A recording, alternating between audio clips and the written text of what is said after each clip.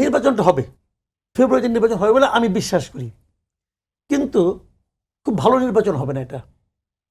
আমাদের ইউনূস সাহেব বলে না যে ইতিহাসে শ্রেষ্ঠ নির্বাচন তিনি উপহার দিবেন, উনি ইতিহাসও বোঝে না, শ্রেষ্ঠও বোঝে না, এটা হলো আমার বক্তব্য।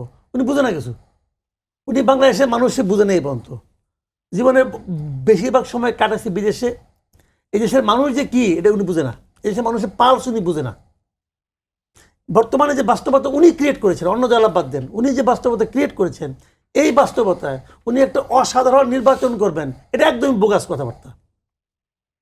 উনি জানেনও না যে কীভাবে নির্বাচনটা করতে হবে। উনি একটা আওলা ঝোলা বাধা দিছে, একটা সংস্কার করতেছে, সংস্কারের পরে নির্বাচন করবে, ঠিক আছে? তাহলে সংস্কারে তো নির্বাচন ব্যবস্থার সংস্কার আছে, আছে না? তো ওই সংস্কার যখন তার হবে, আইনটা যখন হয়ে যাবে, যে আইনটা আবার ওনারা বলতেছে এটা আমরা জুলাই সনদের ভিত্তিতে করব, তো এই সংস্কার তো জুলাই সনদের পার্ট। যখন আপনি এটার ভিত্তিতে যখন আপনি নির্বাচন করবেন, তখন তো এই নির্বাচন কমিশনের এক্সিস্ট করবে না। কারণ এই নির্বাচন কমিশনকে এই সংস্কারের মধ্যে যে প্রক্রিয়া নির্বাচন কমিশন গঠনের কথা বলা হয়েছে, ওই প্রক্রিয়া হয়েছে নাকি, গঠিত হয়েছে? হয় নাই তো। যদি পুরো একটা এলোমেলো অবস্থা, লেজে গোবরে, বুঝেন, একটা লেজে গোবর অবস্থা উনি করে নিয়ে বসে আছে, আর খালি মিষ্টি মিষ্টি আলাপ করে। আলাপের চিরা বেশি দিন ভিজে না, দু একদিন ভিজে, পরে আর ভিজে না। এখন উনি এরকম একটা ঝামেলার মধ্যে ঝামেলা পাকাইছেন, অলরেডি পাকাই ফেলেছেন।